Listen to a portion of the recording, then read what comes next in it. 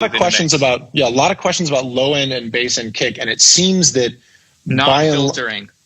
By and large, the answer to how to get kick and bass and low end generally to be good is to have everything add up correctly. And it's not just, does the kick and bass, are they in phase? It's like this. No, it's better like this. It might actually be individual notes. It might be, and there was a question about live bass as well. Once you get things that aren't programmed, that are off the grid, then all of a sudden you might have a bass part that lands perfectly on the downbeat the first two choruses, and the third chorus you need to flip the phase or nudge it. Or nudge it. Yeah. But thinking about low end, in addition to that would be, I see it on so many places on Mix with the Masters and other engineers' Instagrams, and talking about how they filter out all the low end on kick drums and on their 808s, like seeing this pretty hardcore slope up to 30 or 40 because, we don't need that on small devices. Like, no, you feel that on small devices. If you have proper headroom and you give yourself enough room for that bottom end extension, you can have competitively loud mixes while also having full range low end. And especially, when I get love on a mix about the low end and people are curious on what I'm doing, I'm leaving it all in. I'm doing the opposite of what other people are talking about. And for two reasons. One, I like it. Two, I want to do the opposite of what other people are doing. It's my best chance of winning. And we've talked about that in a couple episodes. Doubling down on yourself is going to be your best chance of standing out. So I want to have full range low end. I also, some of my favorite records, like we talked about from the early 2000s and late 90s, like had full bottom low end because they weren't thinking about, it was post vinyl era. So we were like maximizing how much low end can we fit in? No needle's going to jump off a record.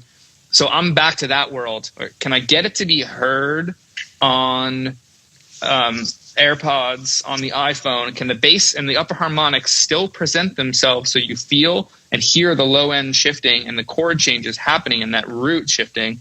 But also when you put them in a car or on speakers, that shit bumps and goes low. So it's harder, right? There's to get both of them. But with saturators and exciters and upper harmonic distortion techniques that you can learn and practice that are done for you now in multiband, and you can split bands, whether it's the Ozone Exciter or Fat Filter Saturn 2. And it's, we have the tools where people were splitting and duping. Like, I can go on rants on many topics all at once. I think they'll all fit together, but parallel processing, I don't really parallel process. And that's like blasphemous to most people. They're like, what?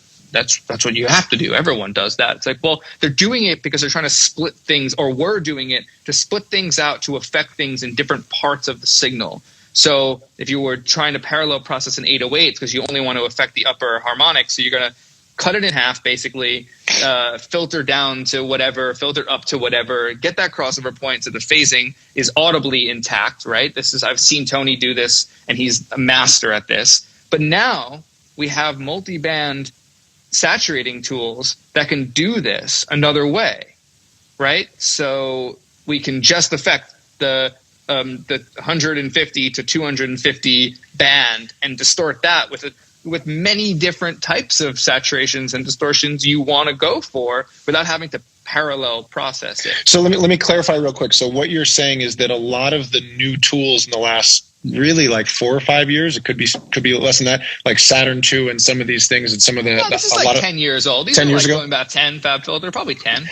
And then things like Neutron, things like Ozone, where you can really get specific doing saturation or transient shaping on different bands, has basically replaced most of the need in your mind for doing any kind of parallel compression, parallel processing. Yes, because it's done in there with the blend, with the wet and dry sliders or knobs in these plugins. That is parallel processing, but you're not increasing level that way, which you can do and trick your mind into thinking you've improved something because you're in a parallel thing and they're both at 0 on the fader. You're like, wait, what? You're not considering your gain staging. So you're just making something louder and all of a sudden you think it's harder, but then you've lost all the headroom. And then something else to tie into this, Mike Miller just said, and also trying not to hit -6 on your mixes. Like, it just doesn't need to go that high to make something feel competitively loud and impactful. You can't get full low end, full extended 30 hertz cycle without it,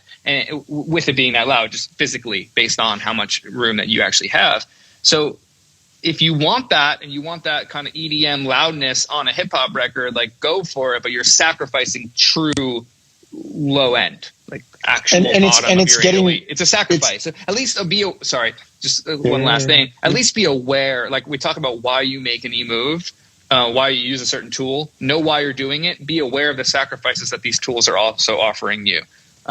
It's just a matter of being aware of all the possible outcomes. But when you're talking about something being EDM loud or bright or that sort of thing, what you're really doing, since everything is getting turned down by the streaming services and you're not competing for a CD level master, what you're basically doing is sacrificing low end for mid range. And so I think people, and this may be something that, if you're 22 and you've been mixing for a few years and you're trying to figure it out, and this may not be relevant to you, but for those of us that were around for loudness wars, which still on some level happen when you send MP3s to an A&R person. It's happening. Yes, it's still happening. But what happens whenever something is streamed, and maybe this is a conversation that you and I have had this a little bit, but maybe it's a conversation that people need to be able to have more with their clients, and that's this mix isn't going to be as loud as your rough mix, but they're both going to get turned up. Like, how do you have that conversation if somebody delivers you a -6 and it's squished, and so when you put it and you deliver your mix at -12 or something like that,